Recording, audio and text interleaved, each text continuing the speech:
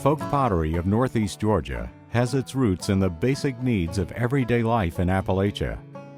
Before electricity, indoor plumbing, and refrigeration, utilitarian vessels such as butter churns, kraut jars, cream risers, and syrup and whiskey jugs were necessities for families living on self-sufficient farmsteads in the remote foothills.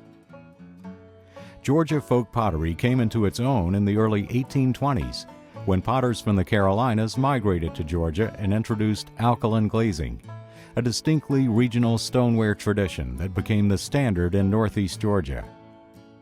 Intensely laborious, entire families of potters would work at creating and marketing stoneware vessels, digging the clay from the ground, grinding the clay using mule-powered pug mills, cleaning it by hand, turning the vessels on a foot-powered treadle wheel, and then finally firing the glazed ware in a wood-fired kiln.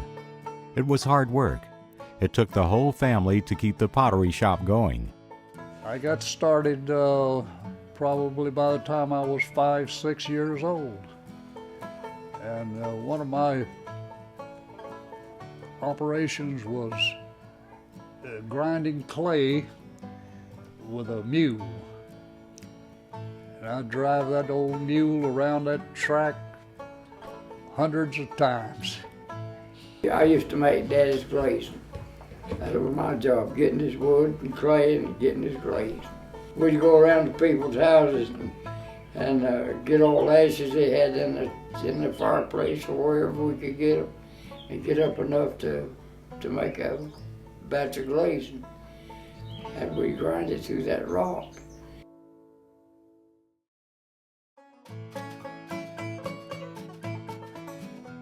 Farm families would come to regional pottery centers like Gillsville in North Hall County and Mossy Creek in White County to purchase vessels priced at just a few cents per gallon.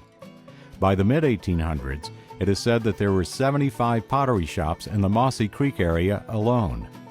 Later in the 1890s, the Gillsville area blossomed as a pottery center. Family names like Dorsey, Ferguson, Metters, Hewell, and Craven became synonymous with the stoneware that was essential to everyday life. The early 20th century ushered in a series of changes in Georgia that nearly sounded the death knell for folk pottery as a utilitarian craft. Prohibition shut down licensed distillers and thus cut the demand for whiskey jugs. Electricity, affordable glass and metal containers, and the rise of commercial dairies eliminated the need for other kinds of stoneware vessels. The dairies, they began to deliver even out to home delivery. People used to, every family, keep a cow, you know. And after that, you could buy a little milk from the stores, or either they would deliver to you. And the churn business went down. The Great Depression was the final blow for many of the traditionally trained potters. As local demand for food-related wares declined, many just closed shop and moved on to other endeavors. But in true Appalachian tradition, ingenuity, and resourcefulness, a few kept their hands in clay by adopting strategies to weather these changes. While retaining traditional production methods, some shifted their production to inexpensive unglazed garden pottery, while other clans slowly discovered the market for decorative wares that were imaginative, oftentimes whimsical, and highly collectible. People wanted it. I don't remember the time, but people got to wanting that other than what I was making.